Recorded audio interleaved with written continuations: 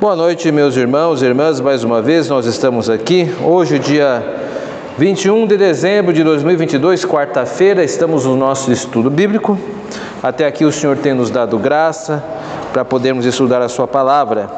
Como todos nós sabemos, nós estamos estudando o texto do livro de Apocalipse e hoje nós vamos encerrar as trombetas, as 7 trombetas. Nós deixamos esta sétima para o final por causa do volume de conteúdo que temos. Então a ideia hoje é nós vermos pelo menos 4 assuntos importantes que ocorrem aqui nesta sétima trombeta. Primeiro é a comissão do narrador como profeta. O segundo é a medição do templo, isso significa. O terceiro são as 2 testemunhas. E o quarto assunto é a sétima trombeta em si, onde nós iremos ver aí mais uma porção acerca do final, do juízo final. Então vamos começar por desses 4 assuntos. Pelo primeiro, o evento registrado da comissão de João como profeta. Eu acredito que você possa estar com a sua Bíblia aberta, então nós vamos ver o capítulo de número 10, em Apocalipse, verso 1 a 11.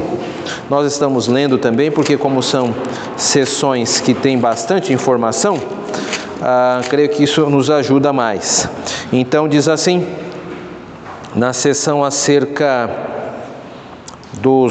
das testemunhas, testemunhas não, da comissão de João como profeta. Capítulo 10, verso 1 a 11. Vi outro anjo forte descendo do céu, envolto em nuvem, com arco-íris por cima de sua cabeça. O rosto era como o sol e as pernas como colunas de fogo. E tinha na mão um livrinho aberto. Pôs o pé direito sobre o mar e o esquerdo sobre a terra. E bradou com grande voz, como ruge um leão. E quando bradou, desferiram 7 trovões as suas próprias vozes. Logo que falaram 7 trovões, eu ia escrever, mas ouvi uma voz do céu dizendo: guarda em segredo as coisas que os 7 trovões falaram e não as escrevas. Então o anjo que vi em pé sobre o mar e sobre a terra levantou a mão direita para o céu e jurou por aquele que vive pelos séculos dos séculos, o mesmo que criou o céu e a terra, o mar e tudo quanto nele existe. Já não haverá demora. Mas nos dias da voz do 7º anjo, quando ele estiver para tocar a trombeta, cumprir-se-á então o mistério de Deus, segundo ele anunciou aos seus servos, os profetas. A voz que ouvi vinda do céu, estava de novo falando comigo e dizendo: vai e toma o livro que acha aberto na mão do anjo em pé sobre o mar e sobre a terra. Fui, pois, ao anjo dizendo-lhe que me desse o livrinho, e ele então me falou: toma e devora-o.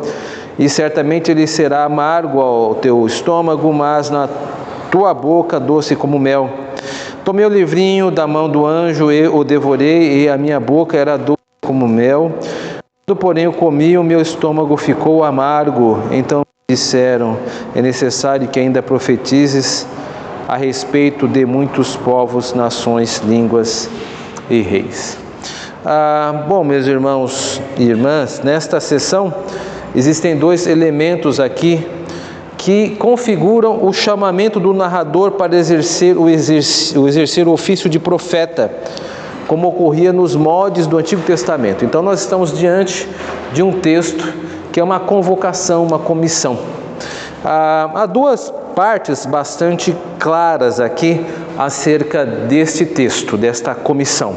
Primeiro é o aparecimento de Deus para arregimentar o narrador para uma tarefa. Isso fica muito evidente, né? No Antigo Testamento não era incomum um anjo representar a Deus e ostentar suas prerrogativas. Por exemplo, quando o anjo do Senhor aparece para Josué, esse não nega adoração para o anjo. Isso está lá em Josué capítulo 5, verso 13 e 14, que diz assim: estando Josué ao pé de Jericó, levantou os olhos e olhou, eis que se achava em pé diante dele um homem que trazia na mão uma espada nua. Chegou-se Josué a ele e disse-lhe: és tu dos nossos ou dos nossos adversários?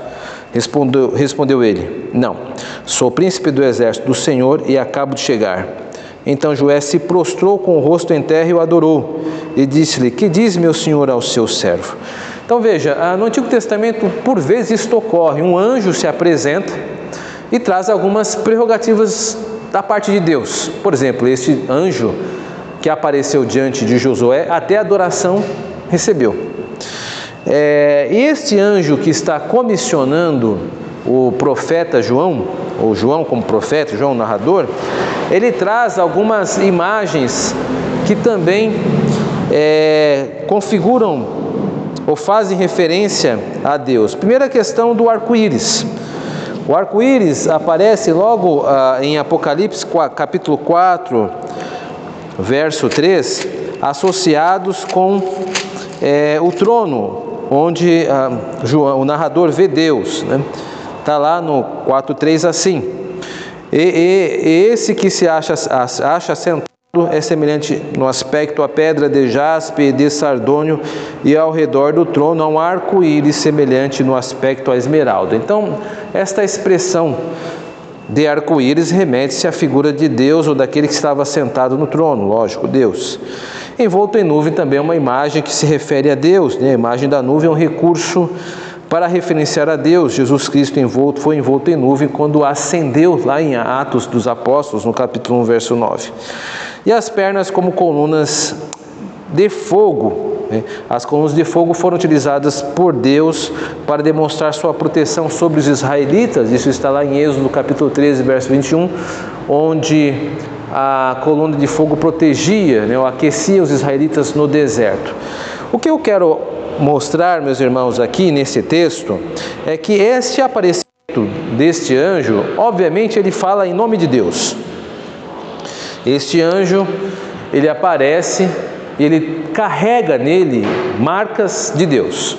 O arco-íris, voz como trovão, né? O trovão, geralmente, quando Deus apareceu, os trovões estavam relacionados, vide, sinal. E imagens como coluna de fogo. Aqui é um comissionamento, ou seja, ele primeiro se apresenta suas credenciais. O que o texto está dizendo? Apenas uma coisa: Deus está comissionando o profeta. Alguns comentaristas vão dizer: este é o anjo do Senhor, uma espécie, uma apresentação de Deus no Antigo Testamento. Eu creio que nós não precisamos ir tão longe, porque nós não estamos tomando o texto como literal. Então nós estamos entendendo que é um comissionamento. Ponto. Isso está claro. Então até aí não tem dificuldade alguma. Nós não precisamos, por enquanto, nos debruçar tanto na figura deste anjo ou não, né? O importante é que este anjo fala com a autoridade de Deus, as credenciais são apresentadas e ele representa a Deus. Ponto final. Acho que dizer que este anjo é Jesus Cristo, ou a segunda pessoa da Trindade, por enquanto é andar um pouco demais. Talvez, quando nós terminarmos todo o texto de Apocalipse, possamos olhar de uma forma mais retroativa. Por enquanto, ele é um anjo forte que aparece. Um outro anjo forte apareceu no capítulo 5, verso 2. Agora nós estamos vendo um outro anjo forte. Então, parece ser que é um anjo que apresenta as credenciais de Deus, autorizando ele a comissionar o profeta. Esta é a mensagem desse texto. E aí nós vamos ver a aceitação da tarefa pelo profeta, né? O anjo dá um livro para que o narrador coma. E essa ação remete ao comissionamento do profeta Ezequiel. É muito parecido, né?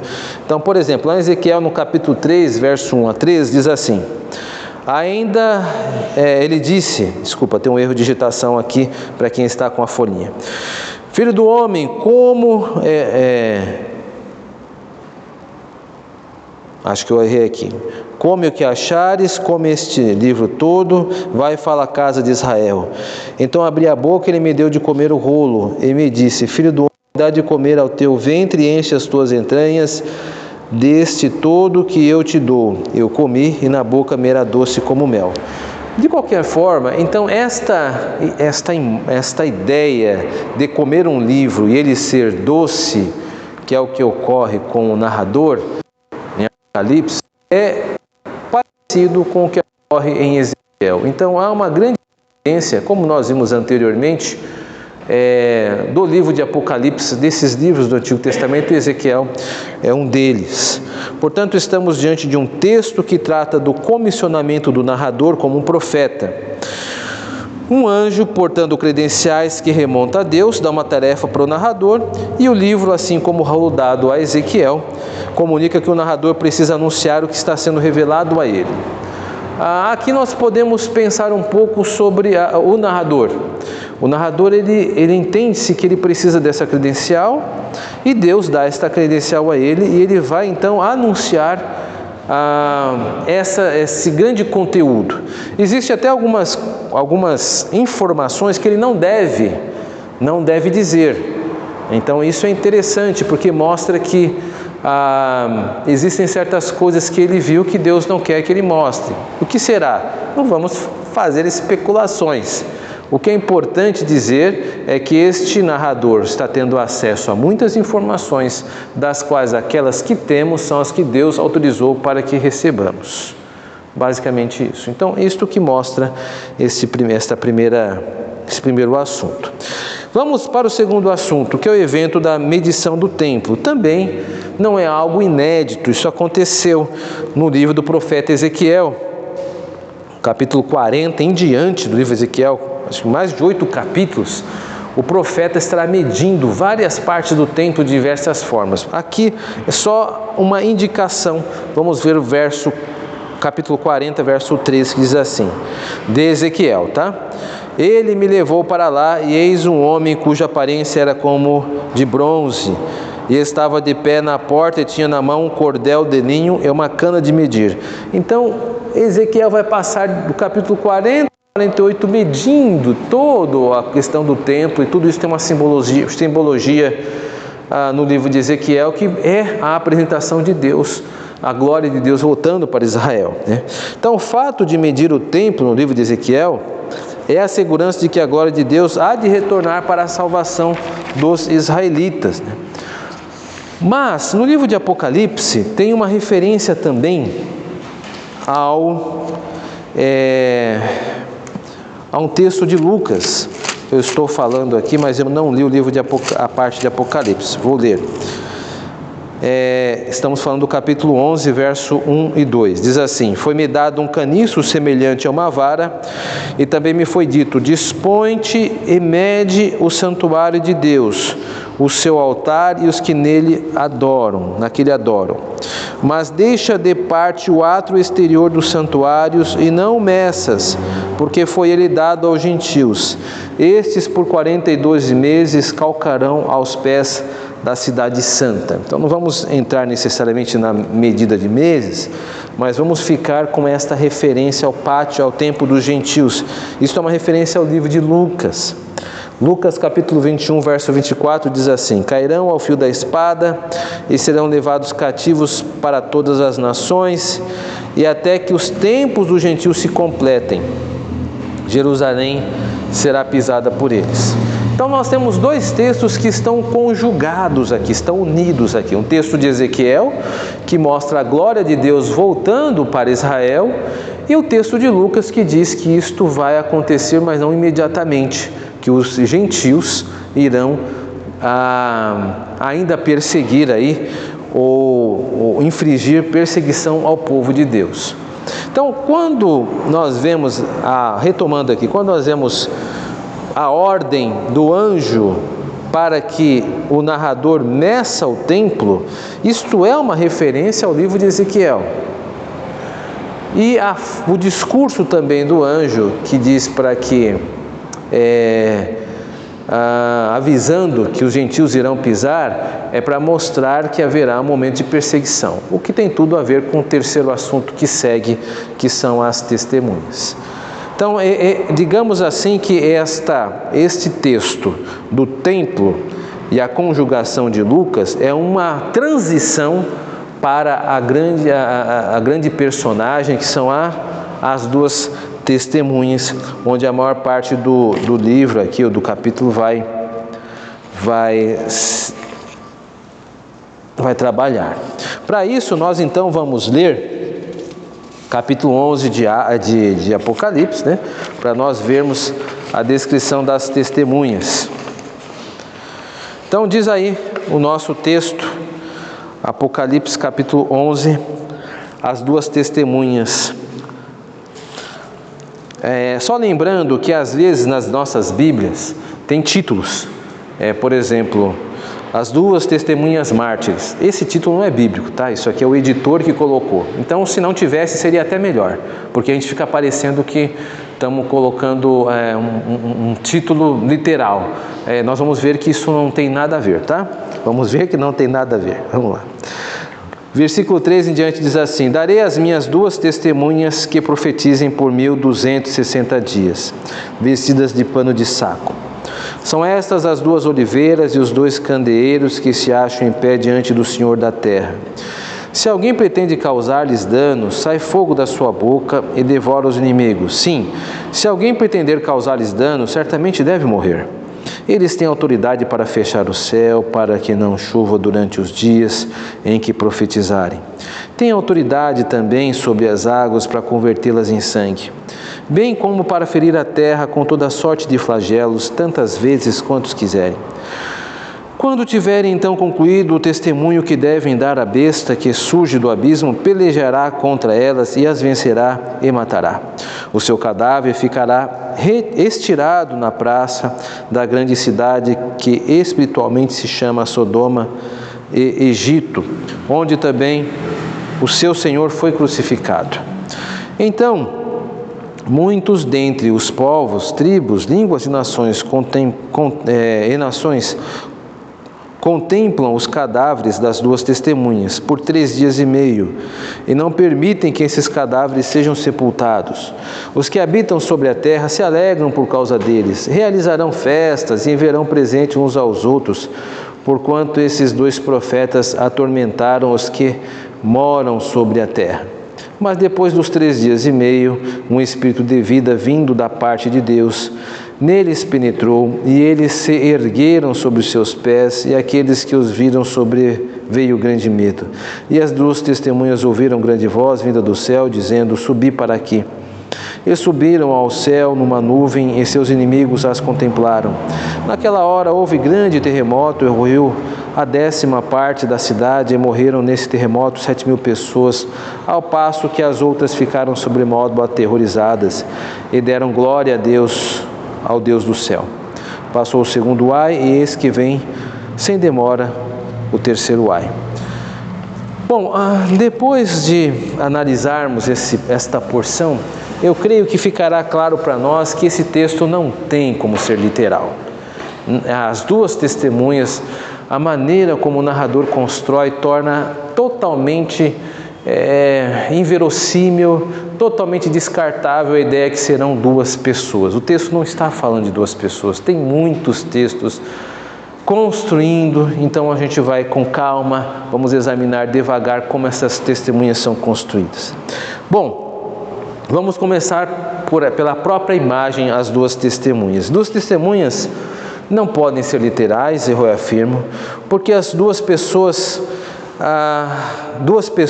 né, são mínimo para qualquer procedimento judicioso do Antigo Testamento. Ou seja, quando acontecia algum delito, era no mínimo 2 testemunhas que deveriam prestar conta do fato, né, para as autoridades competentes. Está lá em Deuteronômio capítulo 19, verso 15.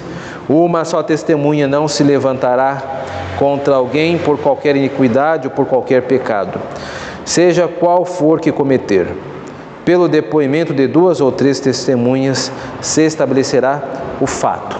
Então, o fato de que estão vestidas de pano de saco também é para mostrar que estão em humilhação e dependência de Deus. Há textos que comprovam isso, vamos ver apenas um, que está em 1 Reis, capítulo 21, verso 27 a 29. Tendo Acabe ouvido estas palavras, rasgou as suas vestes, cobriu de pano de saco seu corpo e jejuou. Dormia em panos de saco e andava cabisbaixo. Então veio a palavra do Senhor a Elias, o tesbita, dizendo: não viste que Acabe se humilha perante mim? Então vamos parar por aqui. As 2 testemunhas são mínimo de pessoas para comprovar um fato. Vamos somando isso. Estas pessoas mínimas para comprovar um fato, elas também são pessoas que estão sob humilhação diante de Deus. Então vamos somando estas imagens. Pessoas que testemunham um fato, pessoas que estão humilhadas perante Deus. E agora vamos ver as oliveiras que vão aparecendo aí. As duas oliveiras, que eles são comparados, né, e 2 candelabros, são figuras que se referem a personagens como Josué e Zorobabel. Deixe-me refrescar sua memória. Josué e Zorobabel são 2 personagens bíblicos que estão presentes no livro de Esdras. Eles são responsáveis por levar uma das primeiras comitivas para a nação de Israel recém-retornada do exílio, né? Antes de Esdras e Neemias, Josué e Zorobabel exerceram a influência no povo que estava voltando da Babilônia. E Deus defende o caráter destes homens, isso está no livro de Zacarias, e é dito acerca deles, lá em Zacarias capítulo 4, verso 11 e 14. Prossegui e lhe perguntei: que são as 2 oliveiras à direita e à esquerda do candeeiro? Então ele disse: são os 2 ungidos que assistem junto ao Senhor de toda a terra. Então veja, nós já estamos somando pessoas que são o mínimo para constituir um fato, pessoas que estão humilhadas perante Deus, pessoas que são ungidas pelo Senhor, ou seja, a unção aqui significa que tem a manutenção de Deus. Então vão se somando. Fora isso, são pessoas também que são capacitadas por Deus. O sopro da boca dessas pessoas, dessas testemunhas, fogo, né, que sai fogo, mostram a associação com Deus. Por exemplo, 2 Samuel capítulo 22, verso 9, no Salmo de Davi, registra assim: das suas narinas subiu fumaça, e da sua boca fogo devorador, dele saíram carvões em chama. Essa é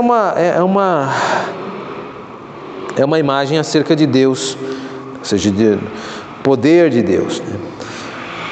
Isaías capítulo 11 também associa isso não apenas a Deus, mas propriamente ao Senhor Jesus Cristo. Isaías capítulo 11, verso 1 e 4. Do tronco de Jessé sairá um rebento, e das suas raízes um renovo, mas julgará com justiça os pobres, e decidirá com equidade a favor dos mansos da terra. Ceifa a terra com a vara de sua boca, e com o sopro dos seus lábios matará os perversos. Então vamos somando aqui, estão me acompanhando, né? Nós temos então, no primeiro, uma imagem de 2 testemunhas. Essas testemunhas presenciam um fato. Essas testemunhas estão humilhadas diante de Deus.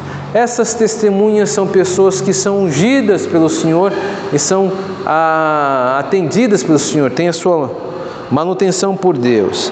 E essas pessoas também falam, e da sua boca sai fogo, ou seja, a mesma expressão que ocorre com Cristo e com o Pai. Vamos continuar somando imagens.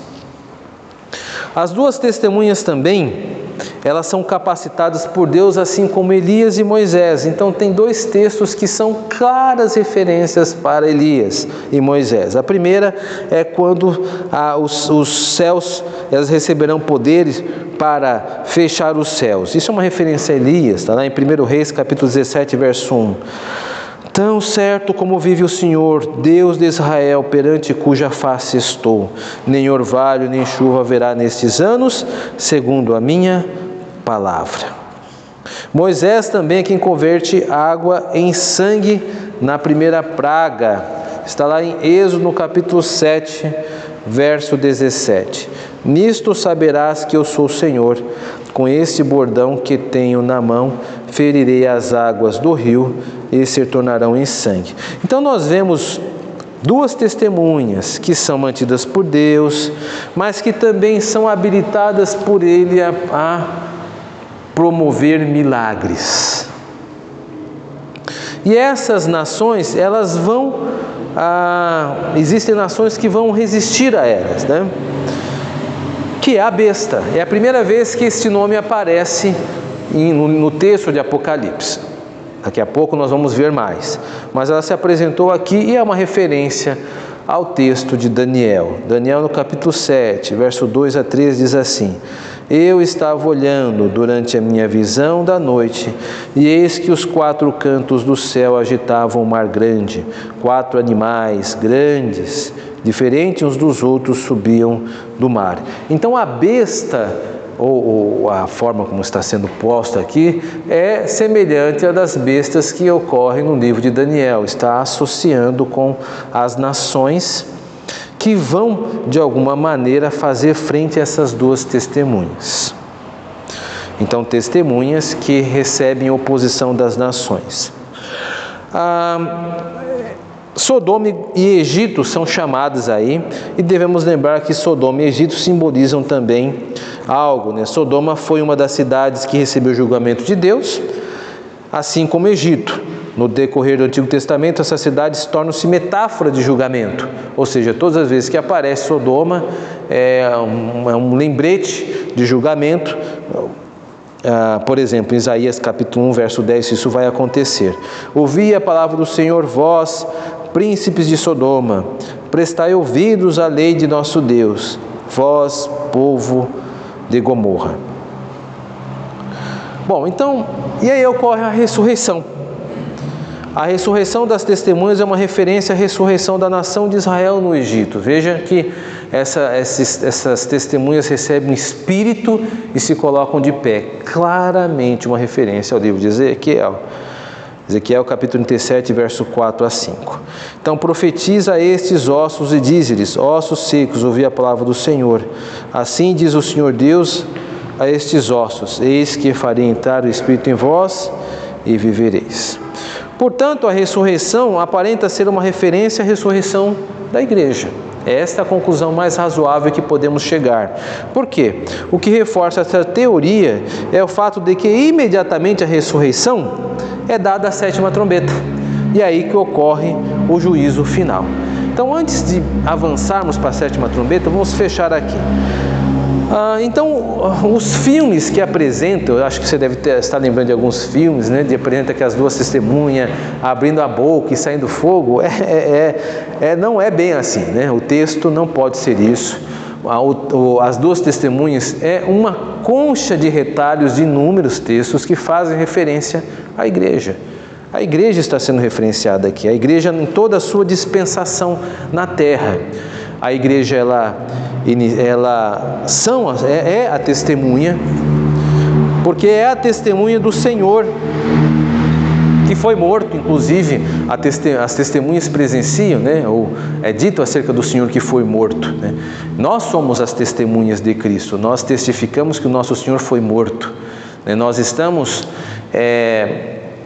em oposição ao mundo, né? Essa oposição é a oposição da besta, né? Quem são a besta? A besta vai surgir?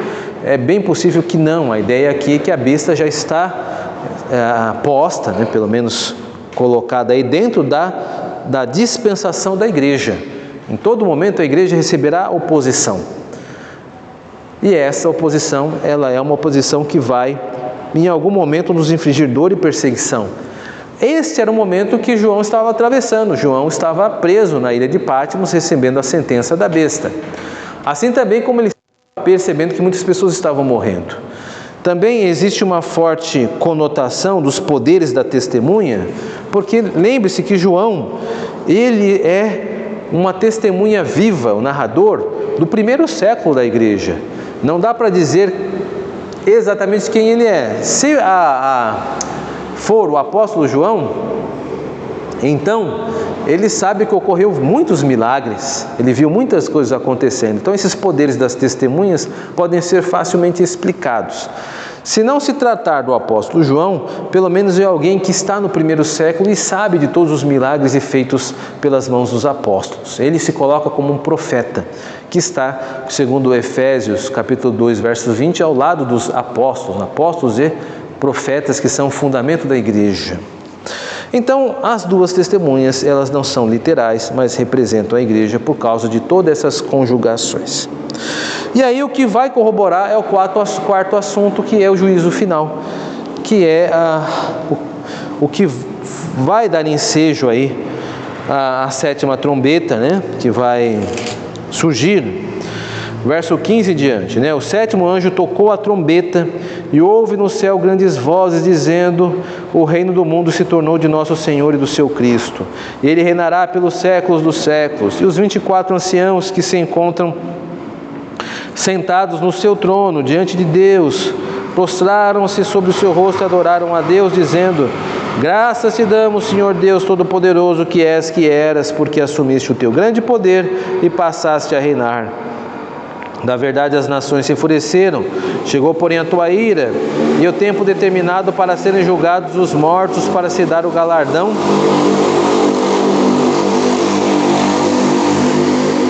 aos teus servos, os profetas, aos santos e aos que temem o teu nome, tanto aos pequenos como aos grandes, e para destruíres os que destroem a terra. Abriu-se então o santuário de Deus que se acha no céu, e foi vista a arca da aliança no seu santuário, e sobrevieram relâmpagos, vozes, trovões, terremoto e grande saraivada. Bom, a sétima trombeta aqui é tocada e nós vemos então uma descrição do juízo final.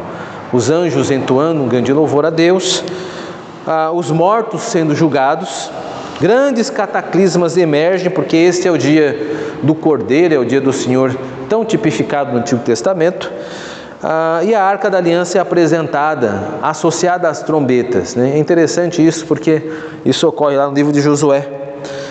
Lá em Josué 6,6 diz assim: então Josué, filho de Nun, chamou os sacerdotes e disse: levai a Arca da Aliança, e 7 sacerdotes levem 7 trombetas de chifre de carneiro adiante da arca do Senhor. Então as 7 trombetas, né, a sétima trombeta é associada à arca da aliança, que é o símbolo da presença de Deus no povo no Antigo Testamento. Então a arca da aliança remete à presença de Deus, que passa a estar no mundo a partir do toque da sétima trombeta, que é o marco do juízo e o marco de que Deus irá fazer todo o acerto de contas. Por isso que trovões, saraivada, é Deus julgando tudo e todos.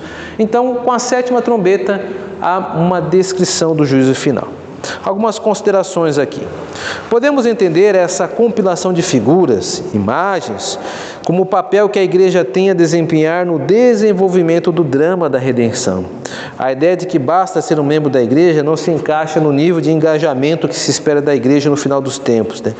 O profeta é chamado, sofre com o chamamento, a igreja se torna testemunha, mas envolve-se em um conflito de proporções mundiais, é capacitada por Deus para agir, sofre perseguição, e a igreja, no texto de Apocalipse, é tudo menos passiva. Está envolvida integralmente no desenvolvimento dos planos de Deus, né? Esta é a sensação daqueles que leem esses capítulo 10 e capítulo 11 do texto de Apocalipse. Portanto, meus irmãos e irmãs, nós paramos por aqui. Agora na igreja nós vamos ter apenas uma discussão acerca desses 4 assuntos. Eu espero que você que está nos ouvindo possa vir aqui para poder também participar desse segundo momento de nosso estudo. Que esse estudo que você ouviu venha lhe acrescentar. Que Deus muito nos abençoe. Amém.